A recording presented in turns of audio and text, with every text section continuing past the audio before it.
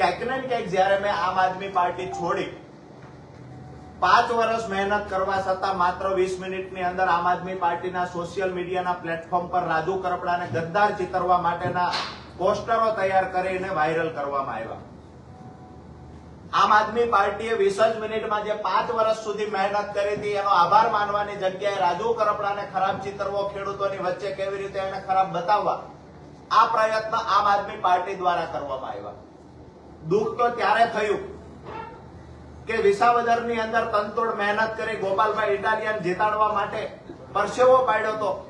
એ ગોપાલભાઈ ઇટાલિયા પણ મીડિયાની સામે 2 FIR ની કોપી, 10 વર્ષ જૂના 2 કેસ હતા એના FIR ની કોપી મીડિયાની સામે લઈને આવ્યા.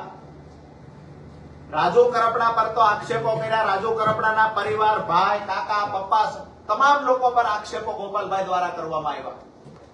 ક્યાંક ને ક્યાંક મને એવું લાગે છે 5 વર્ષ સુધી વફાદારીથી કામ કર્યા પછી રાજુ કરપડાને માત્ર આમ આદમી પાર્ટી છોડી અને તરત બદનામ કરવાની સૌથી વધારે કોઈએ કોશિશ કરી હોય તો આમ આદમી પાર્ટીના 1-2 નેતા અને આમ આદમી પાર્ટીના ગુજરાત પ્રદેશના જે કાર્યકર્તાઓ, જે પ્રદેશનું જે સોશિયલ મીડિયાનું કામ સંભાળે છે એ લોકોએ કર્યું છે. એને સૂચના પ્રદેશના 1-2 નેતાઓએ આપી છે.